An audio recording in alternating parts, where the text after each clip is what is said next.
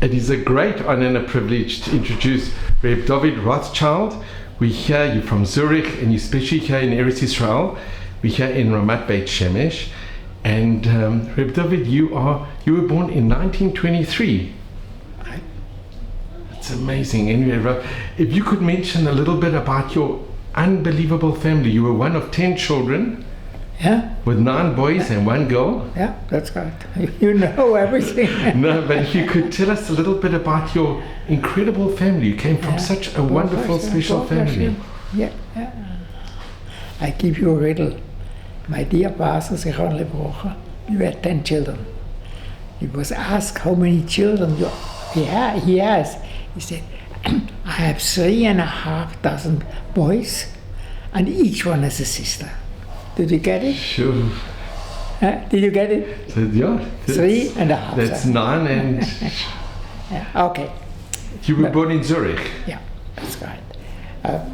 I'm not the one you need to tell you about the situation in the war. You read the book from my wife I had, and I wrote what she did go through, and she did go through. Another list there after the war for 40 years.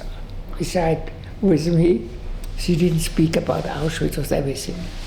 And then happened some accident, and she went to the hospital, and the main sister came and saw the number, and she said, Mr. Rothschild, what a good idea, you have your phone number here.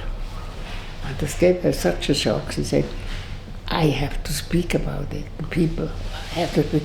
And she became one of the most famous speakers in Switzerland about the Holocaust. And very interesting. I could tell you many things, but it's too long.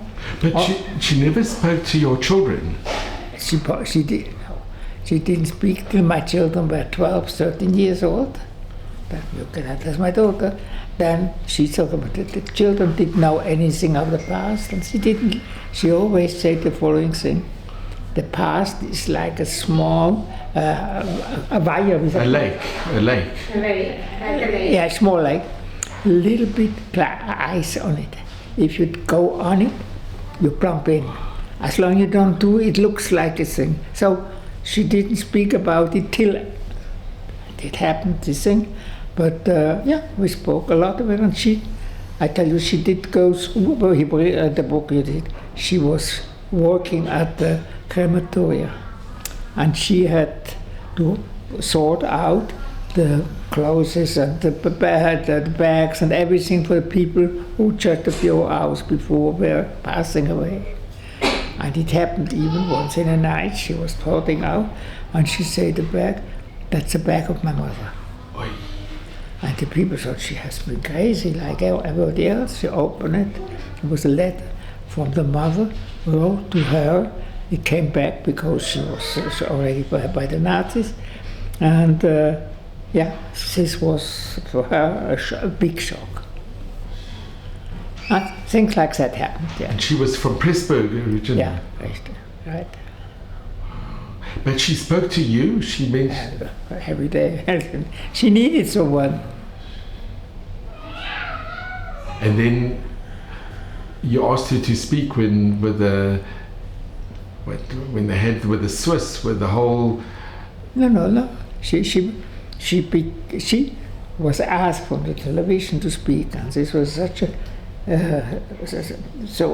surprise for people, and how she had a gewaltige Keuch to speak, and then she was asked to speak for capacities, and she had a good name. And I remember once when Switzerland had big problems about the bank accounts which didn't go, and the main thing was an ambassador who I knew, and I told him, you don't know anything. My wife maybe can tell you that you know better the background of everything. And she spoke with the government, and the whole government was there, and she was speaking to the people, and all the ambassadors and the government. And at the end, they were so shocked, no applause, nothing, they couldn't say anything. But one ambassador, Beglinger was his name, stand up and said, Mrs. Rothschild, how could you believe in God after all what you saw? So she gave me a spontaneous answer, yes, I will answer you. If somebody asks, he doesn't believe. Somebody believes, doesn't ask. I believed all the time. And people, yeah. And it was so, she was so well known whenever she had to go. I got a letter from the president of Switzerland, not only you lost, the whole country lost with her. Okay, this was her. Amazing. And David, can I just ask, when you actually, your uncle was the chief rabbi in France, and you went to his yeshiva? I'm very sure because the war came and I was It wasn't your uncle, it was your grandfather. Yeah. It was a grandfather? What a grandfather. Your grandfather? And he was a big personality. And you had his yeshiva in France? I was a short time in yeshiva in France. He had a small yeshiva, yes. And when the war started, the war started, I was in Switzerland. First of all, I had to go to the military, everyone. I was 3 years in the military there. And there were so many refugees. We helped them and did what do. For instance, in the wartime, I was practically never on any yontif at home because we made for the immigrants who had nowhere to eat meals and so on and helped them. And each one did do what he could. But I think your father did something unbelievable. They had a metal business and they closed it. And then they helped the Yidden. I think not only that, he stopped working in the business and he said, I have to be here for the immigrant. And 3 years he was there and he got a responsibility from the Board of Deputies. He is responsible for the religion needs of the people, and he helped them getting fillers and getting kosher and so on. And he was 3 years only working for the refugees because he saw his duty. And do you remember in your home, you had a lot of refugees coming to eat in your home? Every day. We were never alone. And yeah, you did, and you had to help a little bit. And my parents were, yeah. I think it's seldom we had a table without anyone. And this was for the duration of the war? Yeah. And do you remember being in the army? When you were in the army, you had to guard the borders? Huh? When you were in the army, were you guarding the border of Switzerland? Yeah. I personally was with the medics. And medics with an infantry company, about 200 people. I was with 2-3 other medics responsible for the health, and this was my duty. If something happening, to be first aid. And did you ever see any of the refugees crossing the... Sure, I was in a camp. And we had people. For instance, you have heard from Rabbi Moshe Soloveitchik. He was in a camp, a working camp like everyone else. And I think you also met with the Satmar Rebbe. Huh? Yeah. The Satmar Rebbe. They came later. They came later when they were transferred from Bergen-Belsen. Yeah, that was in 43, 44. 44. Yeah. And did you ever see any of the Yidden crossing the border? Did you ever witness? Not crossing the border. I saw after they came in.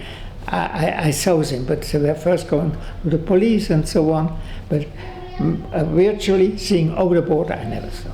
But it was like they came over. And Switzerland was the country who had the most immigrants from all the not percentage-wise, absolute-wise, more than England, with 30,000 refugees in Switzerland. Yeah. So your family made the refugees very, very welcome. Huh? Your family. I won't say very welcome. We received them, and they could come in. It's okay. It's so wonderful. It's wonderful to hear. Yeah.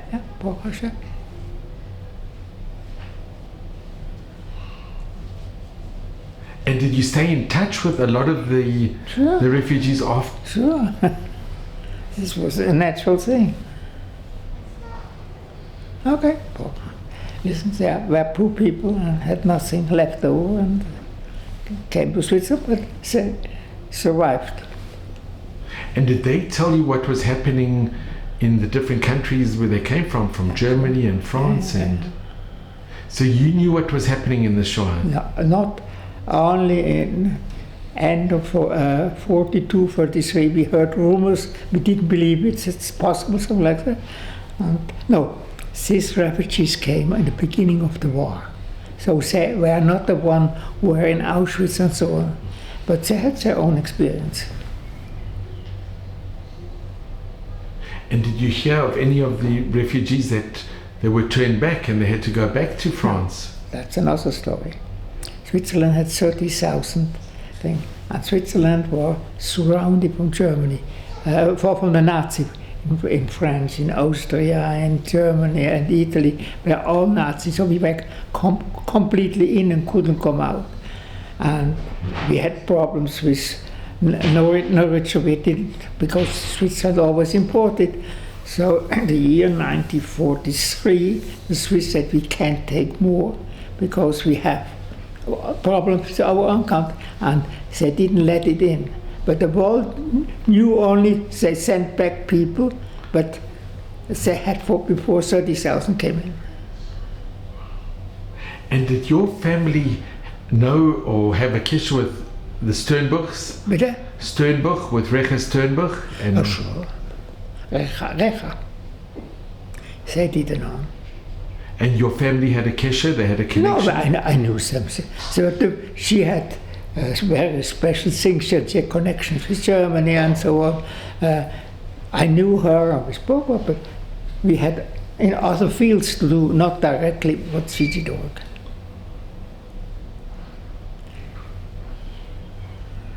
That's, and the refugees that came, what did they do?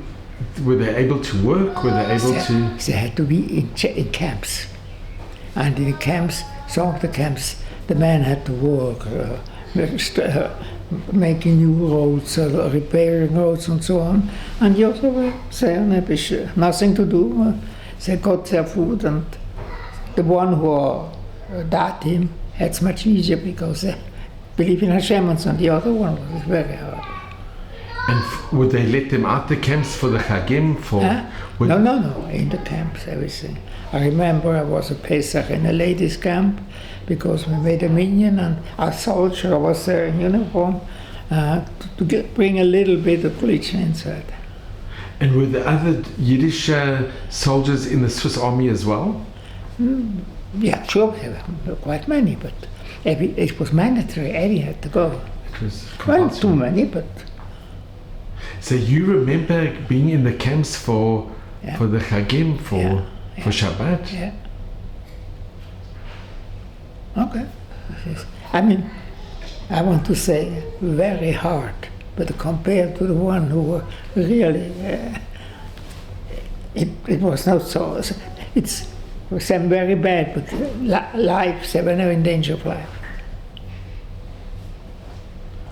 And after the war, did any of the refugees that had, As did they soon manage to as stay? possible, they left Switzerland. Did they all leave, or could some remain in Switzerland? Some, but Very few. the majority, either they go Israel, or they go to America, or they go back in the country, France, and so on, where they were. And very soon, so very few. We had a certain amount of people who were not well, and we had an institution, it's called Etania. I was nearly 20 years president. It was originally for tuberculosis, but after the penicillin came up, this wasn't a big problem, so we took people who were from the war, suffering, and helped them. And what do you remember when the war ended? I could tell you, and you would laugh if I tell you. When the war, I was in the military. And in the military, I was in the infantry. You know what infantry? No cars, no civil. We had to walk, I think, 100 kilometers full day.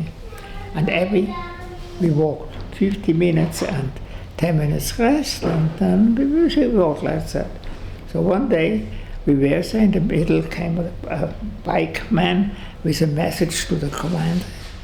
And the commander said, "Listen, soldiers, I got just the information, the war is finished, they made a thing, time is over, stand up, we go." Aber, sagt der Unterschied zu der IMA. Was Der that? Unterschied wie die IMA war das Ende vom Krieg. No, my dear wife, she was in a camp, and after it was other camp also.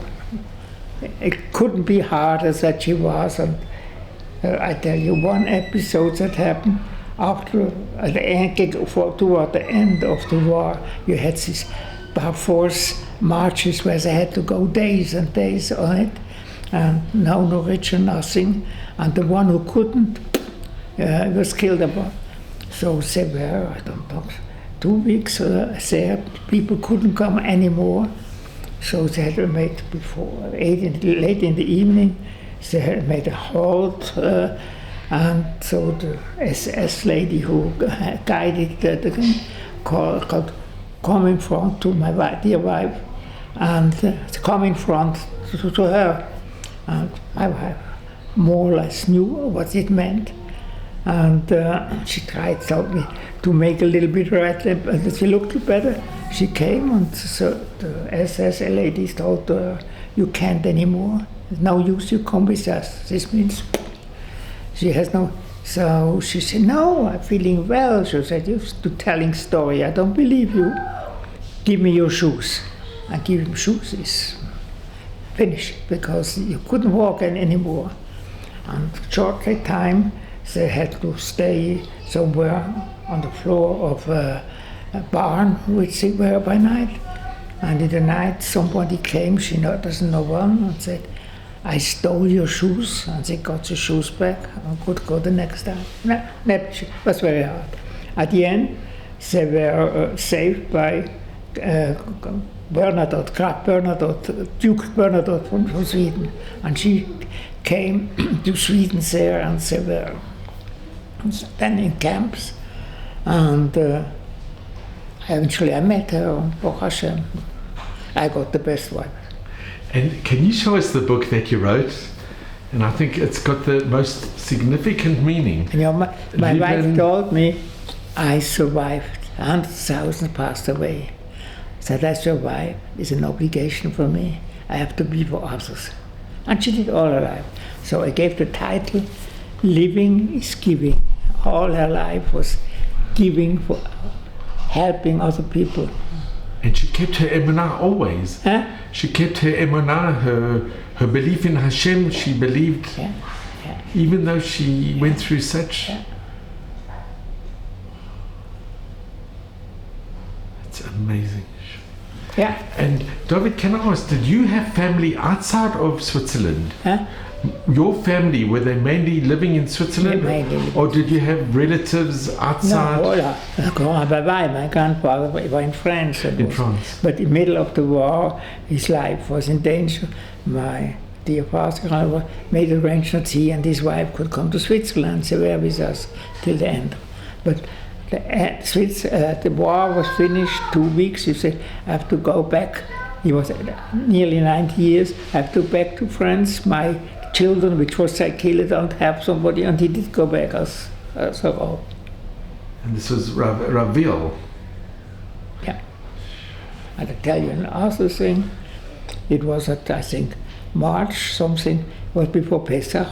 Naturally, no Pesach products were there in the war. He did go in factories for oil and other things. One day he came out in Lyon, came out of the factory, a big truck came and didn't look and overhauled him. He had to go to the hospital. They amputated his leg.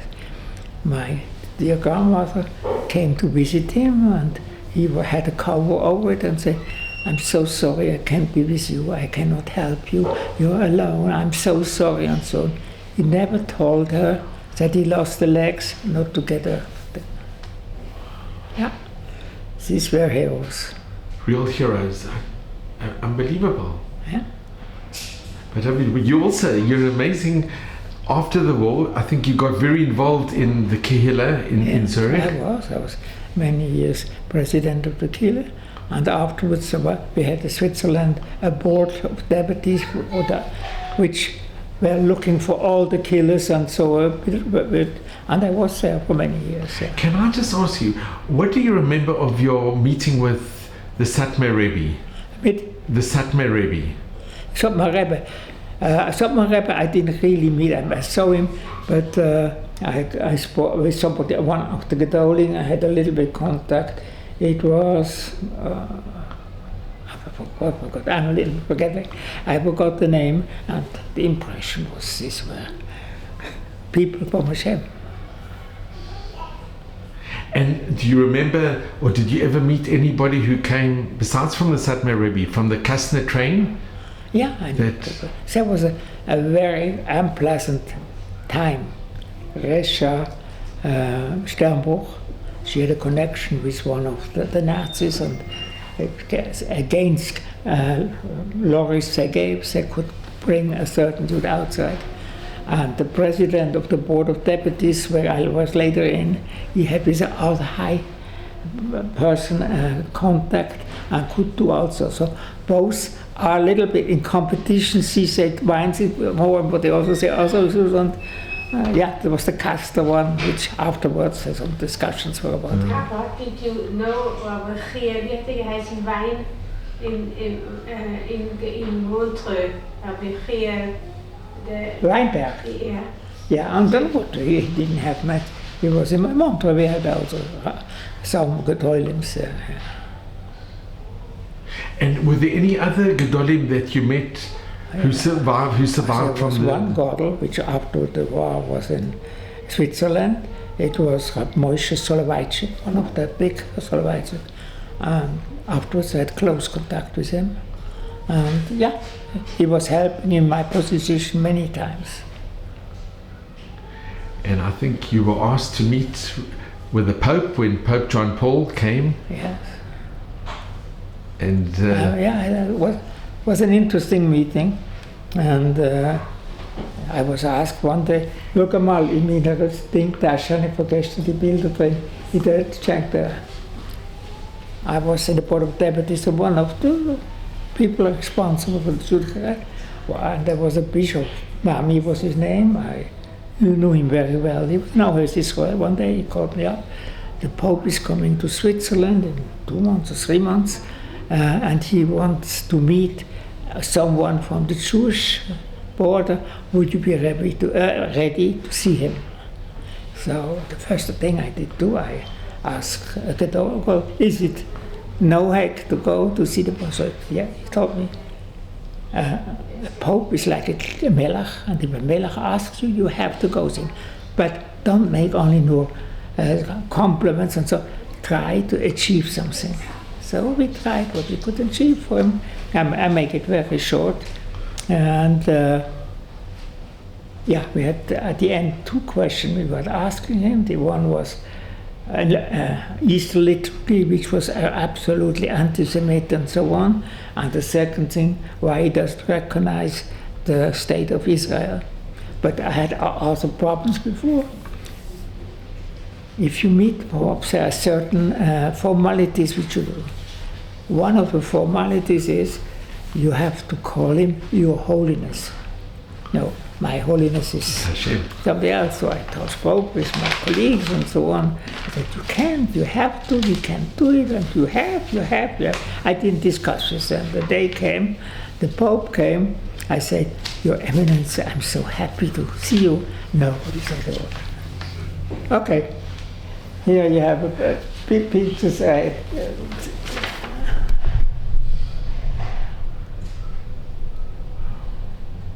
This is so special. Right, does my father have it? We had a Shabbos of the family. I don't want to build it. Okay. Yeah. So we had a family after Shabbos, when the children, grandchildren, great-grandchildren in the Baruch Hashem, they could all asked my father different questions, and my father showed some different things, and he talked about it. But I My think father is very modest. extremely he always modest. stays for the others. He did. I just show you here, for example. This is my father for years in charge of the old age home. Oh, I don't want to speak. No, I just explained to you. And he goes there, and he, even now for sure, my father was there, and he gives shiurim there, and he looks at davening, and goes for Purim, for Hanukkah, for whatever. And since it was Purim in the old age home, my father. My wife and I, we always did dressed up. Since my dear wife is go alone. Year, but still this year my father dressed up. And I think you are actually older than a lot of the people in the old age home. But I can go home again. This is My father said wonderful. he Baruch Hashem can go back home. Yeah. It's just different years, different dressing up. And I think that meeting with the Pope, they did take out the anti-Semitic. I tell you once, and we had discussion about these 2 points. But the first point about liturgy, he said, it disturbed me also. I gave order from next Easter, we won't take it further. Then he gave, about Israel, he gave me such a clever answer. He said, about the Holy Land, discussion was French, in French with him. The Holy Land belongs to the descendants of Abraham. Which is very, very, very clever, very clever. Very clever. But it was a positive meeting. Yeah, he was a positive one. It was this Polish Pope, they called him. Okay. And you're still active. You go to Daf Yomi every morning, and you. Oh, you know this. No, it's amazing. We heard it's incredible. You know why? Hashem lets me. So if I could ask you, what message do you give? Do you give to your children and grandchildren and great-grandchildren? What message? We live together, and say Baruch Hashem I can be proud of it. What my daughter mentioned yesterday, we made what I make. I'm here because last Friday was the yahrzeit for my dear wife, and I go to before she passed away, she said, I want to be buried in Eretz Israel, and she is there. And at the Shabbos after, I make a Shabbaton, children, grandchildren, great-grandchildren, grandchildren are there. So yesterday we had, in a kibbutz, we had some places we could go, and we speak together and everything. Wonderful. Okay. But your message for the future generations, for No, there are some people who are more able to do what it. you message you give to us. My father has a few messages. First of all, I had a very special mother. Don't believe her. She's not neutral. I sprechen über die Ima. I had a very special mother, and she was very special. But my parents were a pair. My father was so very special. And I think we grew up, one of the things we grew up for my father with, I guess mother could say loads also, is the one sentence he always said, Urei betuf Yerushalayim. Wherever you go, look at the good. The good look at side. the good. That's a good thing. I say, yeah, even a word which is not from Jude. There was 3,000 years ago a philosopher, you heard maybe, Lao Tse in China.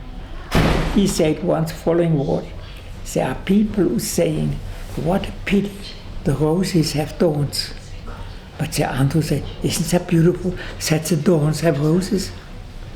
Sure, that is amazing. I think this is one of the messages. Another message, our daughter made this was a Shabbaton, and each plate was a bencher. So that was the beginning, or Rachaman Hu Yevorech, as my father was a Shabbaton, and everybody calls my father Abba. The great-grandchildren, everybody Abba. My name's Bob Baptiste, But because then I spoke it's to you on the phone from Nigeria. That's my husband. We spoke. That's my son. That's my son-in-law from England. But at the back, one could print something. So that's what they wrote. Abba lives his daily life with so much emunah. And then he puts the shloshis emunah. So we're able to emunah in Hashem. And I think there's one more thing. Wow, I'm going to just My show this. father, This is so special. You now live in Israel, yeah? You live your daily life with so much emunah. and I think one more message is my father, the word complain is not in my father's dictionary. And it's always something, however something not different, not bad, it was fine. It could be a lot worse. It's good, it's fine. Not a negative word. And it's a big inspiration for us. Okay. That's wonderful. Well, I just want For to. example, Don't listen to her, she's not neutral. it is, my father is in contact with the great-grandchildren. Which Gomorrah are you learning? What are you doing? This one is making you think. The individual connection is unbelievable. When we're in Zurich, My and my father, when we're in Zurich, and what? Let me. What do you want me to do? No. Yeah. I don't need to. No, just, I shouldn't be. I don't need to. No, it's wonderful. It's very special. I go to Daf Yomi early. When I come down, my father was already long up, learning the Daf, and normally tells me what the synopsis of the Daf is about. What difficult points will be there. It's gewaltig. And you drive yourself? huh? You drive every morning? 4 o'clock. Now, if you drive, Huh? if you drive, Drive? Yeah. do you still drive? Drive? No. After half a year I stopped. But till half a year ago you were driving. Yeah. It's incredible. But I think also one of the wonderful messages is that people should be a mensch. Huh? Oh, Hashem. But what you did on the Shabbaton, it is wonderful. So I just want to thank you. Okay, I have to thank you. You came, and I have to tell you, I'm amazed how many informations you have when you came here. You must be a fantastic spy. Not at all. Wat? Just Ja, hij is toen van Zuid-Afrika. Okay. I was several times in South Africa. Business. One day, I never saw anything. One day I told my dear wife, I'm going again. Come with me. We take a few days off. And I have never seen a beautiful country. I want to see with you. Okay, she came. I took off for going with her. And we did go along the coast from the different. The garden route? Huh? The garden route? The garden route, yeah. Till we came, I think Oudtshoorn was the name. Oudtshoorn. Yeah. Oudtshoorn. Yeah. They have a big Knesset, they've got a shul. Yeah, it's They're the big yellow ones. Yeah, have been there, yeah. So when you go to Oudtshoorn, you go through the woods. And there's a crocodile farm, and then it's a lion farm or serpentine farm. I was one, but there was a farm, ostrich farm. Ostrich, that was very famous for the ostriches. Yeah. So we did go there. It was very interesting, and about 1,000 ostriches. And so I don't want. At the end, the owner, typical South African, short trousers, red face, and everything. And he invited me in the house, not because I have a nice place. He had all produces from ostriches, like shoes, like feathers. Sure. Maybe I'm going to buy or something. So I spoke with him and said, I have to thank you. It was so interesting. My name is Rothschild from Switzerland. He said, my name is Wilinski. I said, Wilinski? You're Jewish? Aber da bin ich a Jew. Sure. And listen, he can't even met better. And they say, well, what do you do over Rosh Hashanah Yom Kippur? Ich gehe shul. In Oudtshoorn they have shul. I've been in the Beit Knesset. Yeah. It's a beautiful shul. Yeah, and then I say, and Shabbos, usually I'm here, I make business, I can't go away. You sometimes go shop. And we have a few crazy men that try to make in the evening mincha marav, but mostly have no minyan. It was not so big business, it was something else. So I said, I can't believe that. He said, you have half an hour to go to Oudtshoorn. They try to do that, I don't know, 5:30 something, I don't remember the time. You can see it. So I came to Oudtshoorn. It was a small house in a garden, and next to it was another house. So we came in the garden, we saw a man like a Norway with a long talar and a stick, the cup. When he saw me, he held the hand, Mashiach shalach lach. So who was he? He was, afterwards, I was the number 10 man, son. I go to other house, the Rebbe says, he was a black man with long payers. How comes? First of all, blackie, he was a Temani. Secondly, he was the chief rabbi of Bulawayo of. Bulawayo. Yeah, and so in Rhodesia. All the Yidden had go out and he found here a place where he could have a small killer, and they gave him some naturals. I was speaking with him. This was the beginning, and it was very interesting. And I said, "Well, we have children." I came afterwards to his house, and he wanted to offer. I said, "I'm sorry, we have our own food." He said, "You can eat everything. I have only on Shabbos meat, so I'm vegetarian. I have everything." Okay, we were sitting with him, and he told me a little bit. And he said, "I have rope, and then have another thing. I am shocked for these Americans. What do you call the big sheep? They have with the long horns." Rams. Rams. That's another name. Maybe it comes to my mind. And I make schritten for Johannesburg and for Melbourne, and give me a little bamosa. Before I left, he told me, "Listen, I'm a Temani. We Temani have a minhag. When we met somebody and we think he could be our friend, we want to give him something along that he doesn't forget it. Can I give you something?" What did he give me? He had when he had horns from his rams, he took it out and made shofars out of it. So he gave me a shofar, which I took home. And whenever I had, many times in Germany, speak to Yidden, and from Yidden, look, you come in the desert, you get a shofar, you have everywhere Yidden. And it was a kosher shofar? Absolutely. Wow. He blows many times on it. Oh, David, I'm so grateful to you. I thank you. There are no words. There really are no words to think. To be in your presence is such a schut. It's the greatest honor and privilege. Not at all. But Hashem bless me. That's a big thing. But what your family did and how they helped, it's such an example for all of us to emulate. It really is for not only Am Yisrael, for the world. If only the world would have been more like your family. My brother at the hospital he made in. He made a hospital in Bnei Brak. Yeah.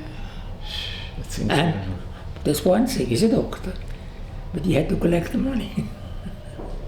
It cost millions to make a hospital. It was the world over just. Well, I cannot thank you enough. No. Just be gesund. And I can only Maybe stream plus man. We always say plus man, not only maybe stream plus man, and should just muzzle and brocha. And if you could give a brocha, you should. You make a beautiful work, and you work for the whole Yiddishkeit.